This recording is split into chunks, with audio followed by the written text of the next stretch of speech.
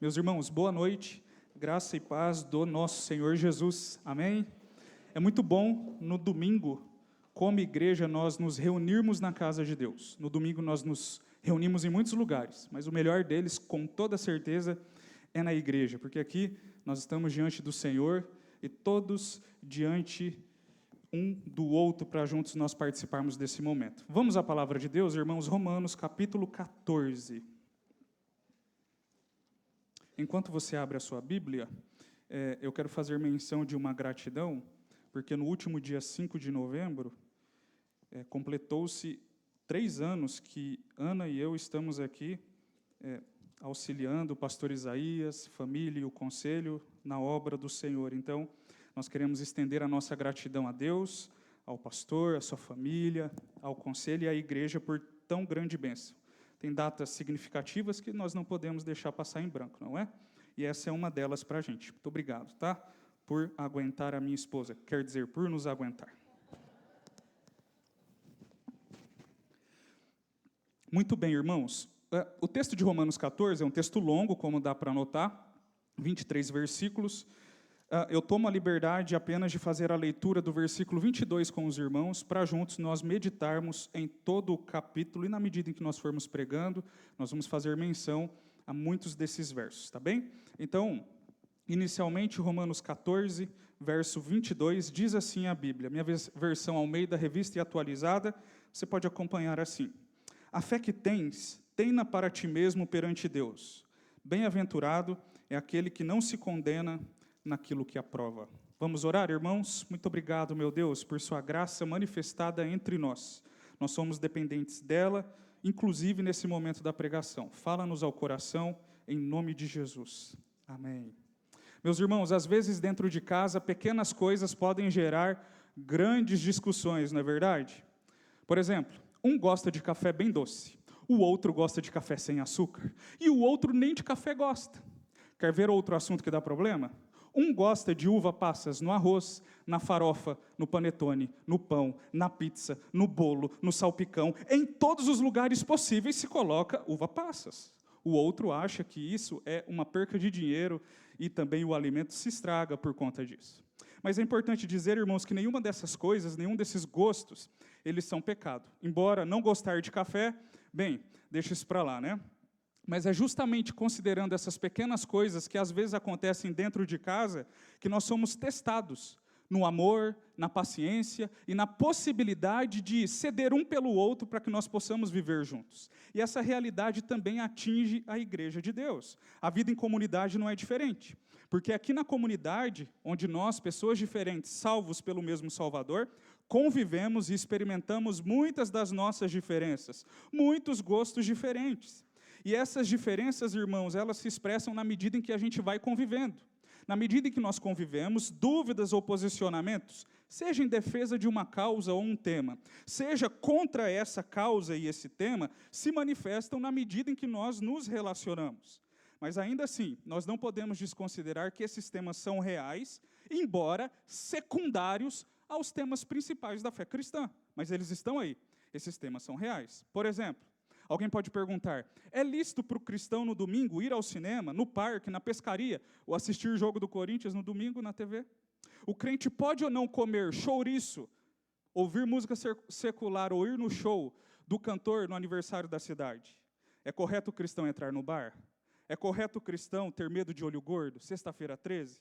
Ou ainda, você pode ter um bebê reborn, ou quem sabe fazer uma cirurgia plástica? São perguntas que às vezes acontecem. E de repente você pode estar perguntando, eu não acredito que Deus ouviu minhas orações. E essas perguntas serão respondidas num único sermão.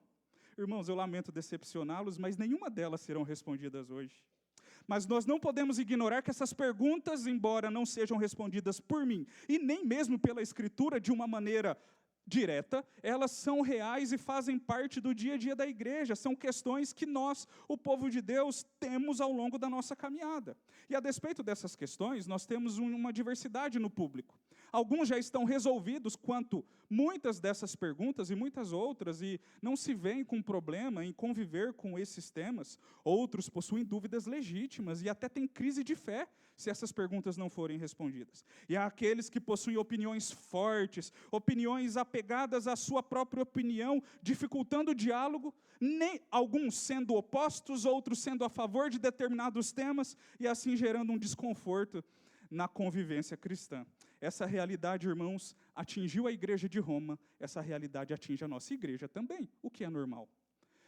E como conviver nesse cenário? É essa pergunta que o apóstolo Paulo vai responder no capítulo 14. Essa pergunta ele responde nos 23 versos e nós vamos explorar aquilo que ele traz a nós. E com o espírito pastoral, o apóstolo nos mostra e nos ensina, irmãos, que em Cristo nós encontramos o que precisamos para viver em comunhão, mesmo quando nós pensamos diferentes a despeito de temas secundários. Paulo vai nos mostrar nesse texto que a liberdade cristã, ela deve ser usufruída para promover não a divisão, mas para promover a unidade do corpo, para promover que o povo de Deus ande juntos em plena comunhão. E à luz dessas perguntas, o apóstolo vai nos mostrar como viver diante desses questionamentos. E como a igreja deve viver diante dessas perguntas, que são reais, como um só corpo que se ama, que se respeita e que, sobretudo, busca o avanço do evangelho. Portanto, irmãos, olhando para esse texto aqui, nós podemos afirmar o tema do nosso sermão. Aqui está o primeiro ponto para você, mas eu quero afirmar primeiro o tema antes do primeiro ponto, que em Cristo encontramos tudo o que precisamos para viver em comunhão. E diante dessa afirmação nós questionamos, o que nós encontramos em Cristo que torna a comunhão possível? Duas coisas são possíveis encontrarmos em Cristo para que a comunhão seja experimentada. É claro, são muitas, mas nós vamos destacar apenas duas. A primeira coisa que nós encontramos em Cristo, possibilitando então que nós venhamos viver em comunhão, mesmo sendo diferentes, a despeito de temas secundários, é que em Cristo, e somente nele, nós encontramos um Senhor que nos acolhe. Dos versos 1 a 12, o apóstolo Paulo vai nos mostrar essa realidade. E essa realidade mostrada pelo apóstolo nos é apresentada, irmãos, numa linguagem pastoral e totalmente acessível. E veja, ele se dirige à igreja de Roma e ele não os corrige a despeito de temas mais importantes da fé, como, por exemplo, a despeito da trindade, salvação pela graça mediante a fé, ou mesmo a crença na Bíblia, e até mesmo sobre o retorno de Jesus. Paulo já havia exposto esses temas, e aqueles irmãos já estavam resolvidos sobre essas questões. O que Paulo agora vai escrever são sobre temas secundários que a igreja de Roma estava debatendo, e ele, como alguém legítimo da época, queria instruí-los com amor e em verdade. O que Paulo está tratando aqui, irmãos, são aquelas áreas da vida cristã onde a Bíblia simplesmente se cala. A Bíblia não fala nada sobre determinadas coisas proibindo-as e nem aprovando-as. Porém, a Bíblia não é neutra a despeito desses temas. Embora a Bíblia não diga algo do tipo, não assista televisão determinados dias da semana, nós podemos encontrar temas e princípios na palavra de Deus que nos instruam para que a gente não fique conectado na televisão a todo instante. E é nesse ponto que Paulo nos ensina uma lição muito preciosa. Mesmo quando a Bíblia não traz informações claras para dúvidas específicas, ela não deixa de se posicionar. A Bíblia não é neutra e nem defende a neutralidade. Nós vivemos numa época onde a neutralidade é a moda da vez. De modo que as pessoas não se posicionam por conta de não querer defender a sua fé, defender os seus princípios e etc. E para não perder, de repente, alguma coisa, não se posicionam, se tornam neutros. Ao contrário disso, a palavra de Deus não é neutra. Tanto não é que quando Paulo escreve o capítulo 14, se os irmãos notarem, no versículo 11, ele cita Isaías 45, 23, quando na ocasião, citando um texto do Antigo Testamento, o apóstolo está nos mostrando, veja só, a Bíblia se posiciona sobre o modo como vocês vão conviver a despeito daquelas perguntinhas difíceis de serem respondidas.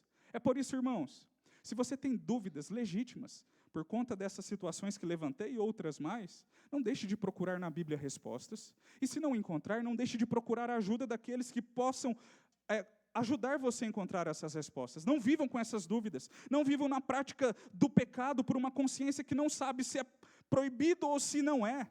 Procure ajuda.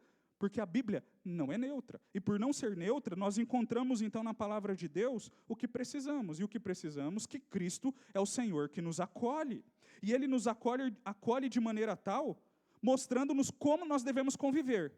E como nós devemos conviver? Do mesmo modo como Ele nos recebeu. Pelo fato de Cristo ter nos recebido, nós devemos nos aceitar uns aos outros, mesmo sendo pessoas diferentes. O apóstolo Paulo vai nos mostrar isso nos versículos que ele propõe aqui, em todo esse capítulo.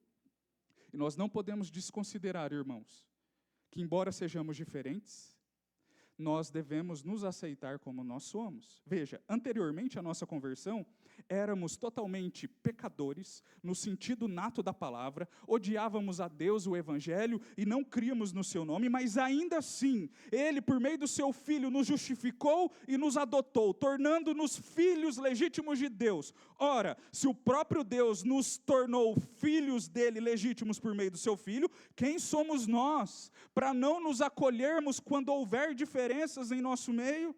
O que significa em termos práticos, irmãos? Que a unidade da igreja não depende de opiniões semelhantes ou iguais. A unidade da igreja depende de um mesmo Salvador. Há alguém aqui que foi salvo por outro senão Jesus?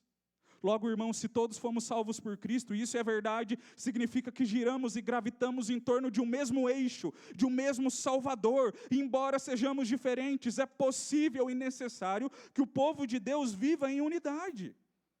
É possível, irmãos, vivermos em unidade, mesmo que, no momento de culto, alguém prefira hinos e outros prefiram músicas mais atuais. Alguém prefira um culto mais dinâmico e agitado e outro um culto mais sereno. Um goste de participar de todos os eventos que há na igreja, das crianças, os homens, as mulheres e os jovens, o outro já fica mais retraído e não participa de tantas coisas assim. Um prefere Bíblia física, o outro prefere a Bíblia no celular. Há quem viva do saudosismo da igreja de décadas atrás e há quem viva da luz da igreja dos dias atuais. Há quem prefira sentar no fundo da igreja, no meio da igreja e na frente da igreja. E ainda assim, irmãos, mesmo diante dessas diferenças, dá ou não dá para viver juntos?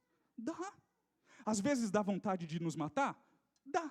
Mas qual é o chamado bíblico? Para que a gente se perdoe, para que a gente se ame e para que a gente viva juntos, considerando que entre nós haverão pessoas mais resolvidas a despeito de alguns temas. Para esses, Paulo os chama de fortes, e outras pessoas que são mais difíceis de lidar por conta de alguns temas. Para esses, Paulo chama de fraco. Porém, o apóstolo Paulo não faz distinção de fé entre essas pessoas. Ele diz que todas elas são salvas em Cristo Jesus. Tanto que no versículo 8 ele diz, porque se vivemos, para o Senhor vivemos. Se morremos, para o Senhor morremos. Quer pois vivamos ou morramos, somos de quem?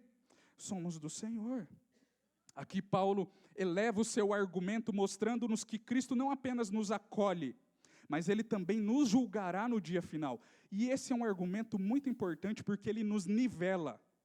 E por que nos nivela, irmãos? Porque quando essas questões do dia a dia surgem, por eu ter uma opinião diferente da sua, logo, às vezes, eu julgo você como inferior a mim, ou você me julga como inferior a você. E o apóstolo Paulo está nos mostrando, quer ver um ponto onde vocês serão nivelados? No dia final, onde Cristo julgará vocês. No versículo 9, ele vai nos mostrar essa realidade, no versículo 10, apontando-nos que será necessário nos apresentar perante o tribunal de Cristo, para que naquele dia, o povo de Deus seja julgado por ele. Não a despeito da sua salvação, mas a despeito das suas obras. E o apóstolo Paulo está dizendo, o julgamento que um dia nós, o povo de Deus, passaremos, é o princípio pelo qual nos nivela, para que a gente não viva brigando, mas para que a gente viva em harmonia, mesmo quando temas diferentes surgem nas nossas manifestações. Irmãos, todas as nossas decisões, até mesmo aquelas mais pessoais ligadas à nossa vida íntima, ou ligadas à questão da igreja, elas devem ser submetidas ao Senhor, porque nesse mesmo texto o apóstolo Paulo fala que o Senhor Jesus é Senhor de vivos e de mortos, Ele é o Senhor sobre nós. Nós não estamos debaixo da autoridade de um Zé Mané, nós não estamos debaixo da autoridade de alguém que não tem condições de nos liderar, nós estamos debaixo da autoridade do Cristo que morreu, ressuscitou, está nas alturas intercedendo por nós, e muito em breve há há de voltar para nos buscar. E é por isso, pelo seu senhorio, é que nós, o povo de Deus, a despeito dessas dúvidas diárias, devemos nos acalmar. E quando nos posicionarmos-nos em amor, sem nos julgarmos, sem nos devorarmos. Gálatas, capítulo 5, verso 15, o apóstolo Paulo chama a atenção dos Gálatas, dizendo que se eles não tomassem cuidado, eles iriam se devorar uns aos outros. Ora, irmãos, nós não podemos agir assim. Como eu disse, e não é estranho essa realidade, não se assuste, às vezes dá vontade de brigar uns com os outros, dá vontade de desviar o caminho uns dos outros, e às vezes dá vontade de fazer outras coisas mais. Porém, não podemos nos esquecer que em Cristo nós encontramos tudo o que precisamos para viver em comunhão.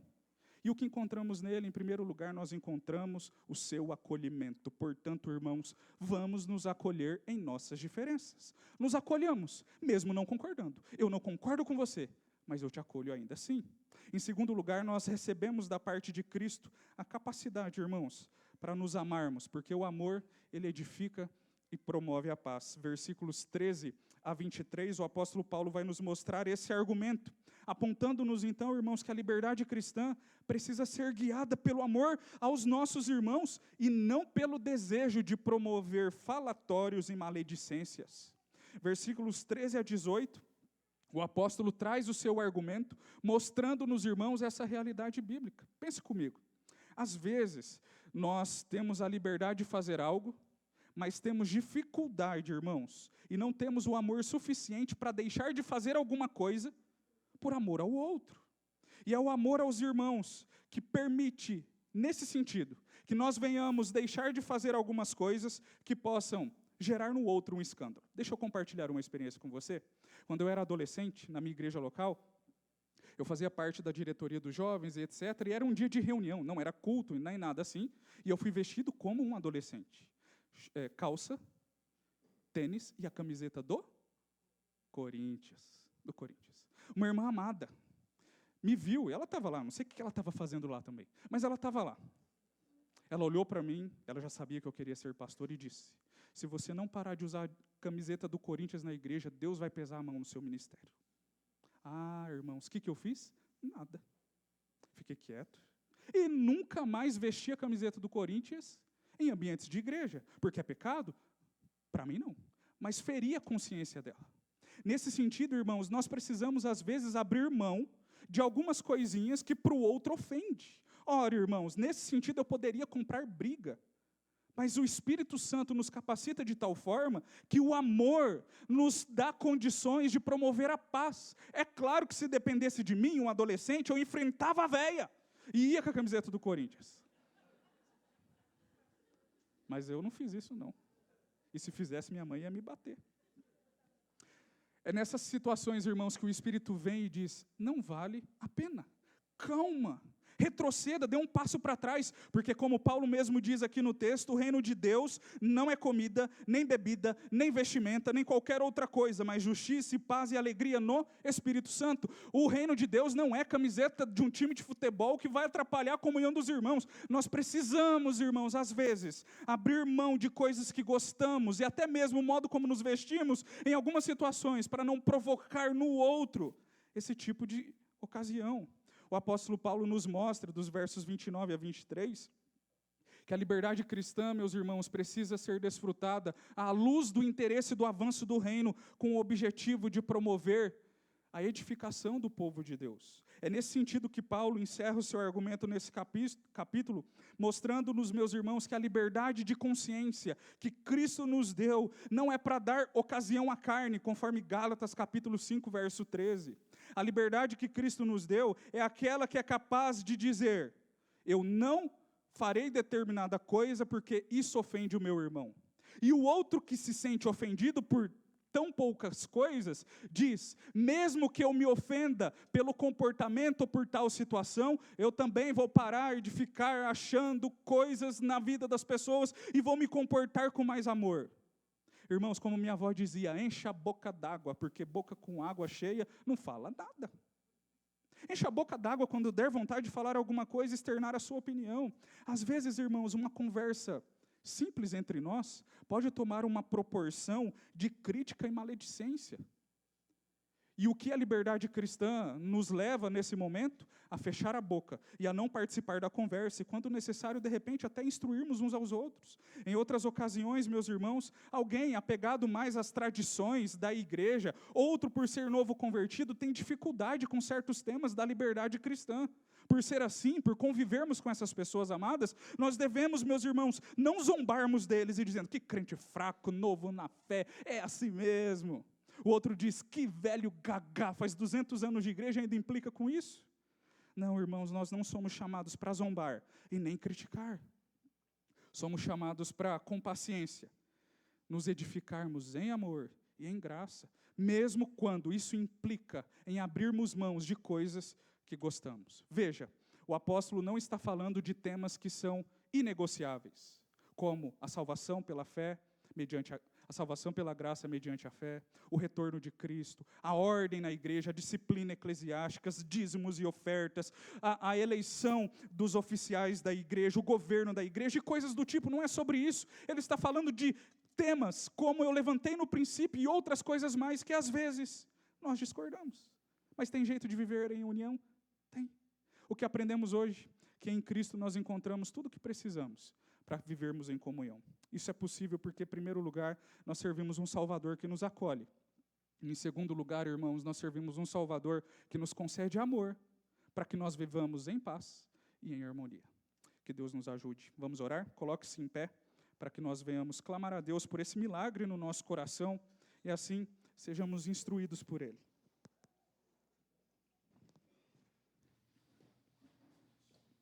Feche os seus olhos, irmãos, crianças, todo o povo de Deus, vamos orar juntos. Obrigado, Senhor, por sua palavra escrita dessa forma e pelo teu Espírito que nos auxilia na leitura, na interpretação e na aplicação da mesma.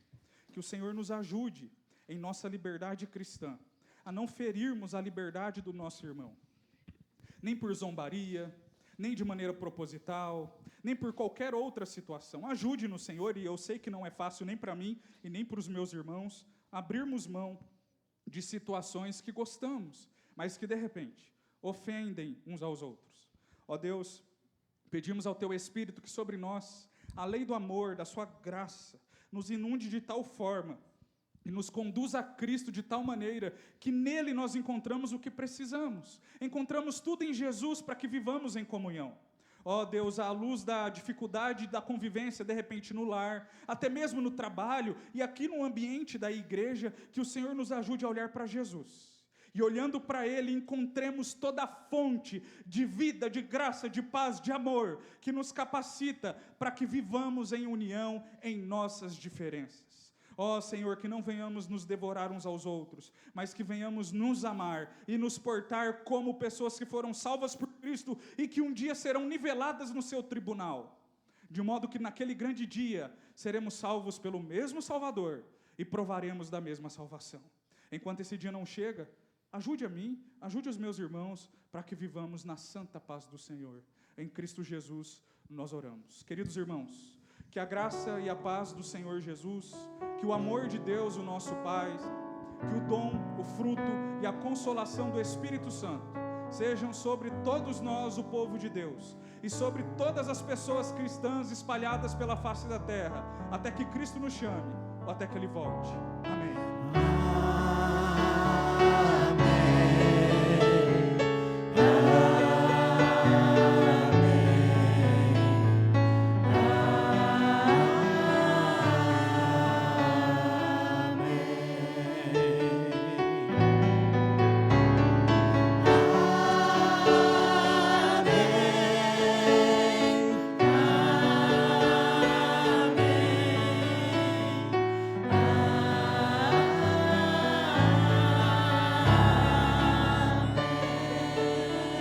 Deus abençoe, irmãos. Boa semana.